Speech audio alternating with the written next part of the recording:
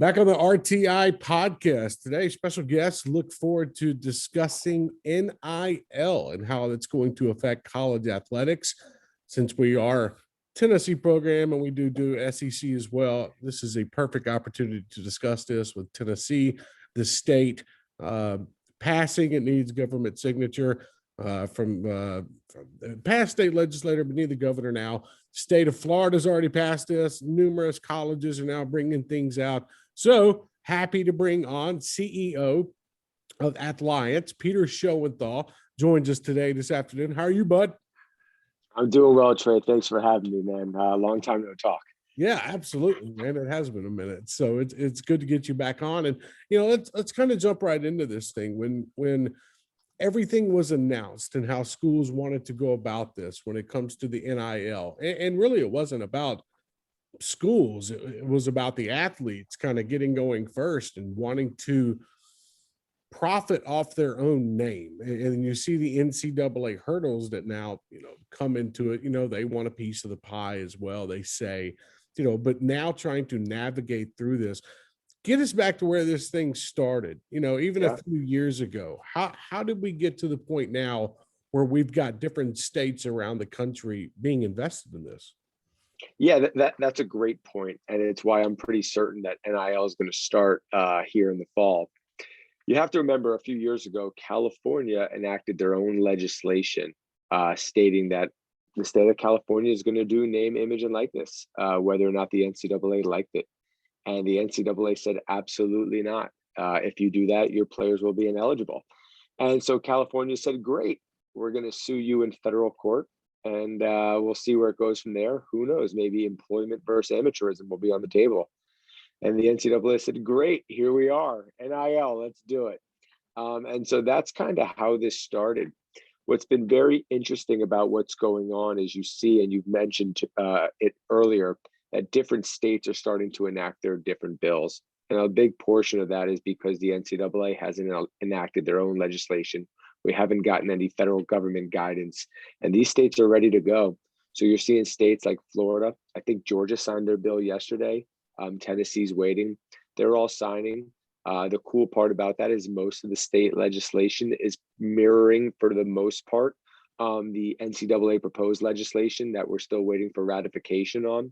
So if those states go ahead and start with name, image, and likeness this fall, and other states aren't, and the NCAA says, wait a minute, that's unfair advantage, and they file what's called an injunction in federal court, which means stopping those states that are going to move forward with NIL, and they sue them, we're right back to the California issue, right? And federal court lawsuits. So I'm certain one way or another, whether it's federal government legislation or NCAA legislation getting ratified, we're going forward with NIL this summer. That's just one man's opinion, but that's the tea leaves in my opinion. So okay, so when you look at the ways, and we'll get into the ways student athletes can profit from this here in just a minute, but if we're sitting here at this point right now and you've got some states that are enacting this, and you've got governors signing this into law. The main thing I took away from the state of Tennessee was that theirs would not go into effect until January 1st of 2022. Now, maybe that can be drawn back a little bit. Maybe they can work on a way to get it going in the fall compared to other states around the South, because it's so big in the Southeastern Conference. You have to have that advantage. Oh, yeah. So yeah. And Recruit. I know. Yeah, ACC everywhere. You know how big it is. So when we break it down right now and how this thing plays out, let's say over the next couple of weeks before we get into kind of what you do, where is the path to getting this thing going by football season, let's say? Yeah. I personally think we're either going to get guidance from the federal government or from the NCAA. Remember, the NCAA proposed, excuse me, I got a million calls coming through and I'm on the phone. The NCAA has proposed legislation. They could pass it. They could vote on it. So one way or another, I think we're going to get legislation that's going to get this thing started by July, if not August, because if not, you're looking at a situation where there is that competitive unfair balance or lack of balance, if you will. So, the NCAA is really up against the wall. Anthony Gonzalez out of Ohio, I believe it was, just introduced a bipartisan bill for NIL. There is traction. I know that the NCAA is working behind the scenes, and I personally foresee we're going to have something here shortly. It would just make sense. Okay, But I so don't have any inside information, though. I'm just reading tea leaves here as a lawyer. okay, all right. As a lawyer, I get it. Okay, but let's get into now what your company does before we get into how Tennessee athletes, can profit from this. And we're talking from tennis to softball to football to baseball, everything, basketball. So let's get into what Athliance does and how it got started and where we sit right now. Yeah, cool. So Athliance, we are a comprehensive software solution built by compliance experts. Built by compliance experts for compliance departments. We've created a software that easily allows athletes to input the opportunities they get into our software. So compliance can review them, those opportunities, to make sure athletes don't do anything that violates their eligibility, and therefore they lose their ability to play college sports, right? Once money exchanges hands, once an opportunity is carried out, it is too late. And there are going to be a lot of pitfalls. Not only that, there's going to be a lot of shady people out there looking to take advantage of kids. This allows universities to get their eyes on those opportunities and give guidance to the athletes from that standpoint as well. We provide athletes their tax reporting. We call it fact tax reporting. We let athletes know who paid them, how much, what state, and for what service. We also, by having all of the opportunities come from this platform, this email, this Instagram, mom and dad, it all comes through us. So we'll be able to provide the universities the actual analytics and data of what their athletes are doing so they can actually use that in recruiting. We also protect very valuable school sponsorships, and this is going to be dependent on the legislation. If, let's say Tennessee has a game day sponsor of Chick-fil-A, and then you have an athlete go out and do a deal with some local chicken shack, does that void their contract, right? There's so many moving parts. And I believe that it's important, and our company focused on that with compliance, you can't cut corners, you can't do other things. You need to really focus on it. So we focus on compliance and then educating athletes on the compliance on what they can and can't do with NIL. And I might be jumping the gun here. The reason we went that approach is we think we have a really good understanding of how name, image, and likeness is going to play out, right? So you hear a lot of things about creating, schools want to get involved in marketing and branding, and they want a platform for their athletes to get opportunity. That's great. And that might be cool for the Coca-Colas and the McDonald's, but that's not what's going to drive name, image, and likeness. What's going to drive name, image, and likeness is going to be these micro deals, right? Mom and pop shops, local pizza joints, that it's cheaper to have an athlete do an Instagram post for $300-400 rather than pay for SEO or a billboard or a commercial. Or kids, back home where they're a local celebrity, right? They might be, in Knoxville, a volleyball player who doesn't have the notoriety of a football player, but when they go home, they were the star athlete, right? So they can do local deals there. Lessons, that's going to be a big one. If I'm a tennis player, right, and I'm in Knoxville, and there's a 13-year-old girl that wants to get tennis lessons, I can now do that and get paid for those services. Same thing with camps when I go home in the summer. So it's going to be a lot of these $300-400 micro deals. And that's what's going to drive name, image, and likeness. And what we've realized through our market research is those opportunities are not going to come through platforms or school provided platforms. They're going to come from, signing up for like something called Sports Finder, where athletes go and create experiences in their camps, or people just DMing them, right? Hey, we think you'd be a great fit to come into our pizza place and do a post, saying you're our favorite pizza. Or wear this t-shirt, we'd like you to do a post. That's what's going to drive name, image, and likeness. Everyone wants to focus on the Trevor Lawrences and the Justin Fields, and we get that. That's not what's going to drive name, image, and likeness. It's going to be the smaller deals, and every athlete, no matter what sport, no matter if you're Division III or playing big time ball in the SEC, you're going to have the opportunity to profit off of that to some extent. So we need to make sure that we're protecting those athletes in the 99%. because those are where those small deals will bring pitfalls and opportunities for athletes to get taken advantage of. So I'm interested in, okay, so walk me through what a procedure would be like. Let's just say, let's use a player on Tennessee's roster. I don't know. Let's just say Cade Mays, offensive Yep. line. Walk me through that. If somebody wanted to reach out to him, Yep. or if somebody wanted to reach out to to Jeremy Banks, so whatever, and they You had, use Cade, yeah. right, and they had a product that they wanted to be able to get out there. How does that process work? And then Yep. how do you come into play?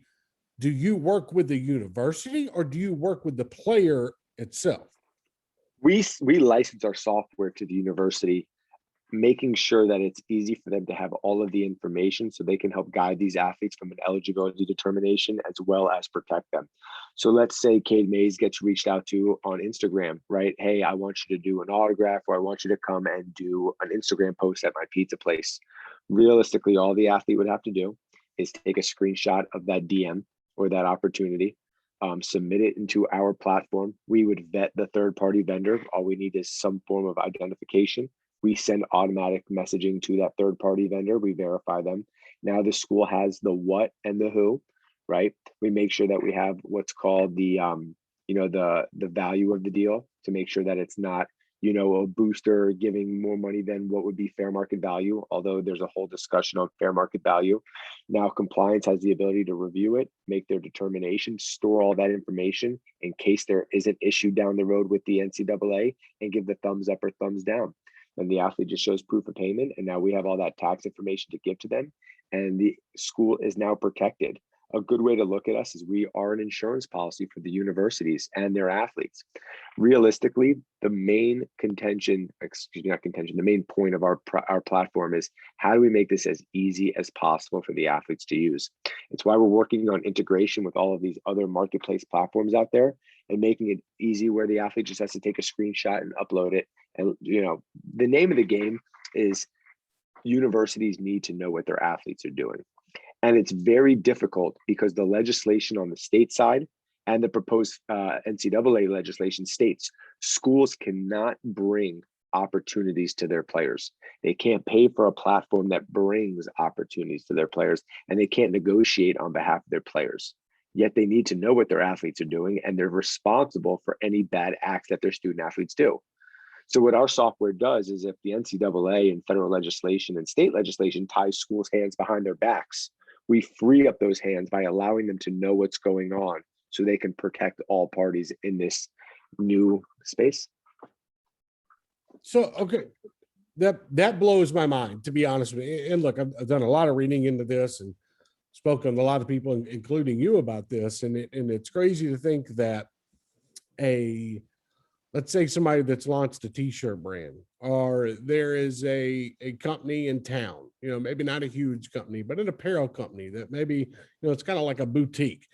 They can slide into the DMs and say, hey, we would like for you to be a part of this product. We would like for you, to put this out into the world on your Instagram feed, on your Twitter feed, and they can get all that approved through one program that you're setting up and trying to put in, where if there's kind of a moot point of like, okay, how do we get this done compared to others? Because my biggest thing is, when I look at it, you could have a volleyball player with 60,000, followers on Instagram, or Twitter or TikTok, which is the new thing now. And then all of a sudden, they could be making maybe just as much, than a football player would. So how does how's it spread out to different athletes and different programs? Yeah, it's a great point. The misconception of name, image, and likeness is it's all about the quarterback, and it's not. Name, image, and likeness is all about marketability, not performance.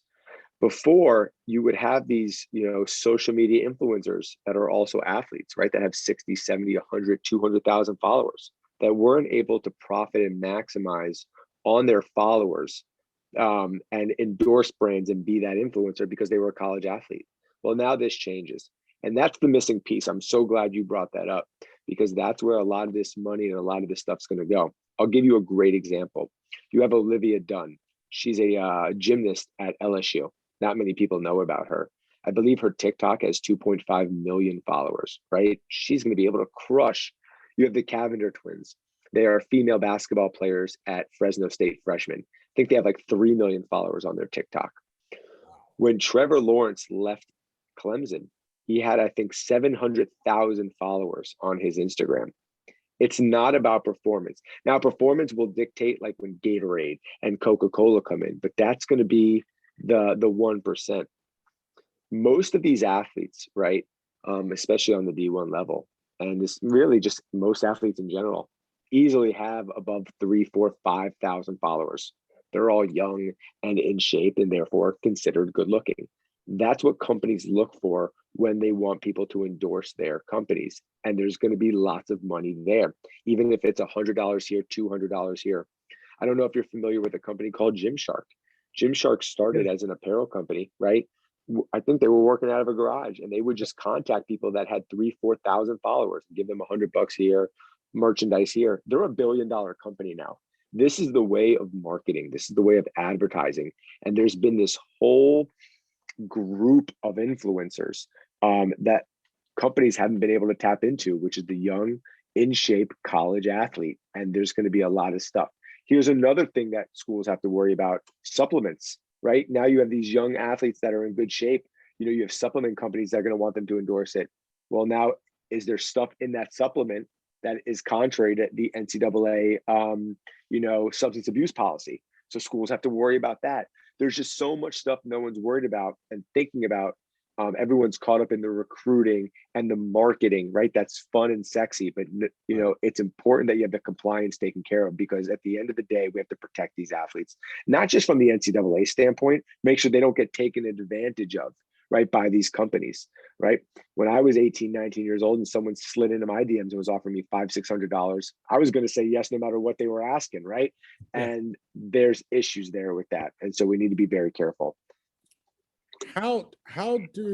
Okay, so you bring up a good point right there, and not trying to overstep the boundaries or have the players overstep boundaries. How, in this day and age, how do you control something like that? I want to touch on this before I get into recruiting for a minute. How do you control something like that? Even with with a company like yours and how that's set up. So really we're getting back to your program navigates what's right and what's wrong, or what's actually real or what's actually false when it comes to a deal, or if it's, in better words, legitimate or not. Is that the best way to put it, Peter? Yes and no. Legitimate is one source of it. And then, there's going to be all this legislation on what's allowed and what's not allowed. I'll give you an example. Right now, based on the legislation, student athletes in their post or third-party vendors in their post can't use trademark logos, right? Right. So like the Tennessee logo. Yeah. We also protect athletes, right? Think about this situation. Cade Mays, let's use Cade again, right? Let's say he does a post for what's a local fast food joint in Knoxville? I would say the biggest one, I would probably say John Fulkerson, the basketball player. Like, he's really tied into Powell's, which is Powell's. All right. So let's say Powell's, right? Yeah. So let's say I contract with Powell's to do a social media post, and we go over all the rules, we go over everything. And the next thing I know, I go on Powell's Instagram and there's Cade Mays. I'll stick with his, because I know the name. We'll stick with his example. And there's the UT logo in the corner. And all of a sudden the NCAA reaches out to the school and says, hey, violation. The school, if they use our application and Cade submitted that opportunity, we'll be able to say no. It's the third party that violated the rules. Cade is protected, right? The contract and the terms were you can't use the logo. They went ahead and did it. Unfortunately, that's not on the player.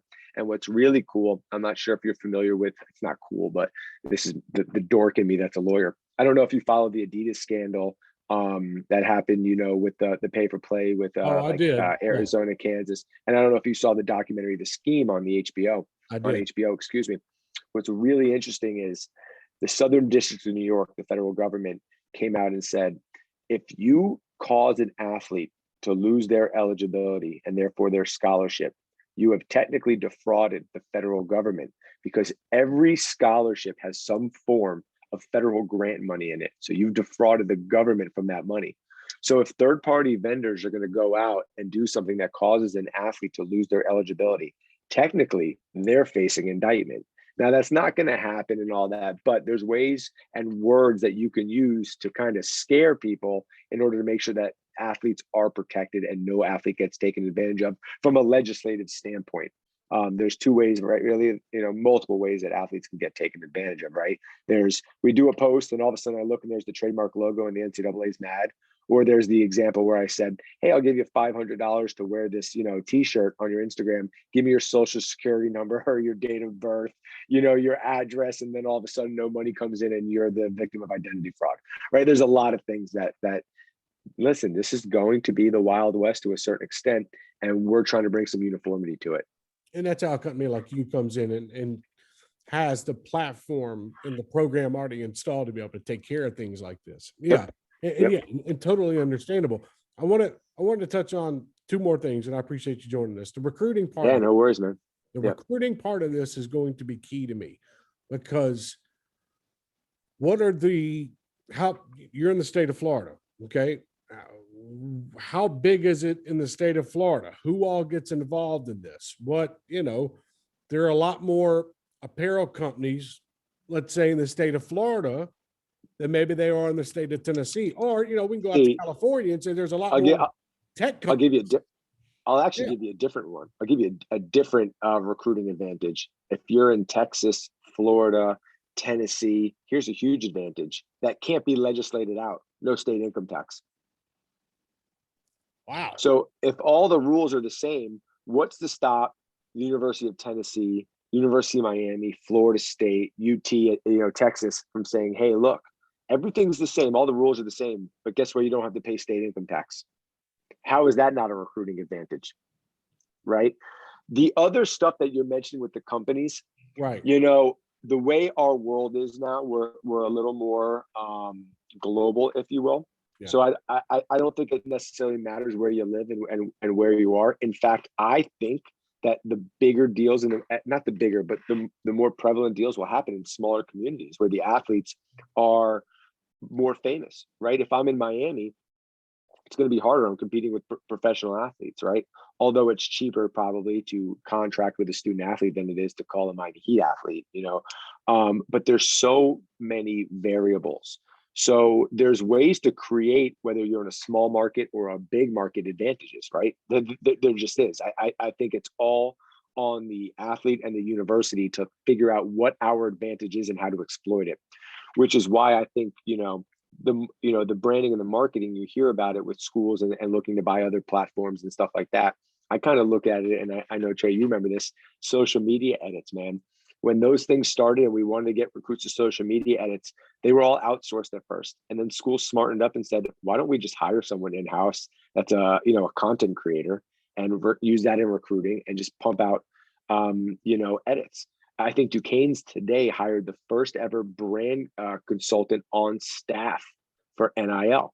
That's really the progression. So the way I see NIL going is the micro deals where the athletes are getting it on their own, schools hiring people in-house to build brands. And also, I think all schools should be teaching 3 credit-hour courses on life skills on how to improve your brand and profit on name, image, and likeness and educate their athletes.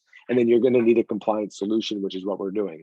Again, I'm biased. I have a compliance solution. It's one man's opinion, but I just kind of read the tea leaves and I remember what happened with recruiting when it came to the social media edits. And that was the move. And so as it goes back to your point, the advantages, I think it's going to be, up to the schools that are smart to realize there's an advantage no matter where we are. Small market, here's our advantage. Big market, here's our advantage. Let's exploit it. But there's some built-in ones you can't get around, and you guys have one of them, which is the no state income tax. Okay. Last question on this part, and it kind of goes back to recruiting. where does an advantage lie in? Okay, let me rephrase that. When you have one school recruiting against another school, okay, Alabama recruiting against Tennessee for a player, Georgia versus Yep. Tennessee, whatever.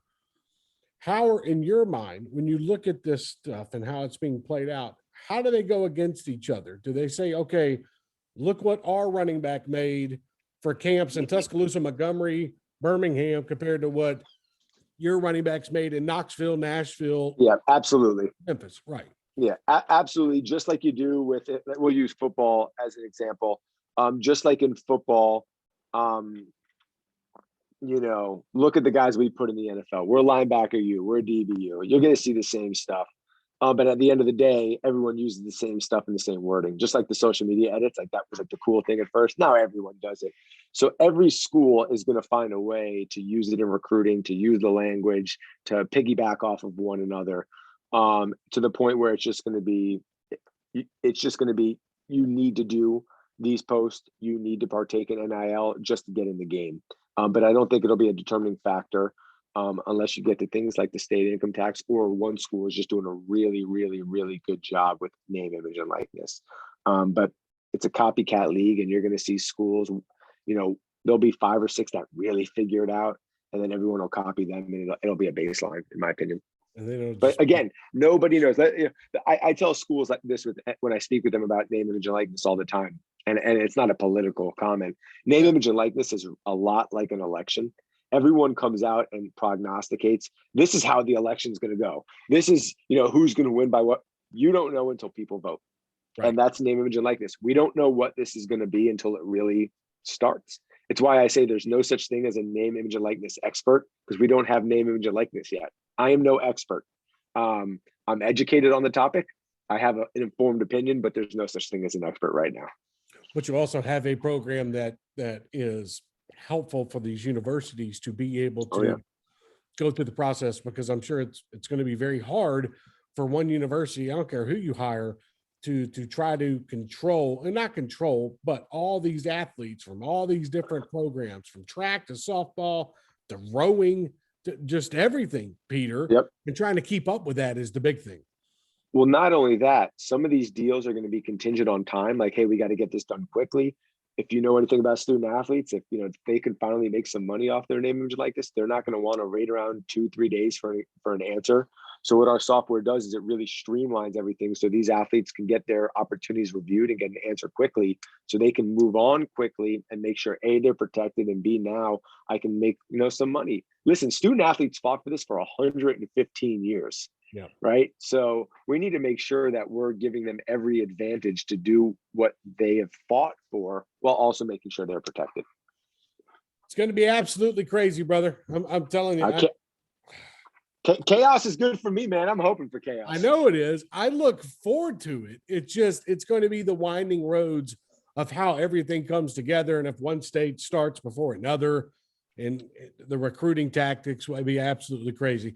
Peter, tell everybody again the name of your company, how they can go read up on it, literature, if they want to know about NIL, and how this is going to affect. Or we're talking to a lot of businesses out there right now, and how they potentially might be able to get involved down the road. Yeah, perfect. The name of our company is Athliance, Athliance. You can find us at athliance.co, not com, .co. Really, Google things on name, image, and likeness. Sports Illustrated put out a kind of scary article the other day about how many people are in the space.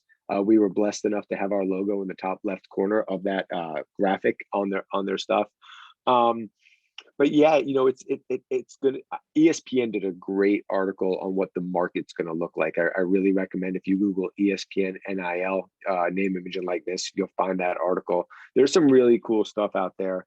And the one thing you'll really find out, and I urge companies to realize, is you have an untapped market where you can do some marketing and advertisement for a fraction of the price dealing with college athletes, rather than going after pro athletes or other social influencers, as these athletes get the ability to kind of get those analytics so they can maybe raise their prices. But in the meantime, they're all going to be fighting over dollars. This is a great way. If I'm a local pizza shop and I want to get, someone with 10,000 followers to come in and do a post saying, hey, this is the best pizza in Knoxville. And I can do that for $500. I mean, how much cheaper is that than doing SEO to get in front of 10,000 people or doing a billboard? This is going to be the new way. All of these companies are on Instagram and Twitter as is. I think this is going to be bigger than people think. I just think it's going to be bigger for the 99% of the athletes rather than the 1% as everyone thinks it's going to be. So it's going to be fun. It's going to be exciting. Do your research. And yeah, if you want to look us up, we're Athliance, and you can contact us at athliance.co. You're already involved in some schools, man. So it's already launching and it's already getting there. And I know you'll be in front of others. So I appreciate you joining us today, man. We'll do this again down the road once things start getting even crazier. And thanks for joining us, Peter. Yeah, no problem. I got to come up to Knoxville, man. I got to catch a game. I'm telling you, you need to. It's perfect. Look, once they open it up, and it's a crazy environment, I invite you to come on up, man. It's a lot of fun. So look forward to it, brother. Can't wait, buddy. Thanks, man.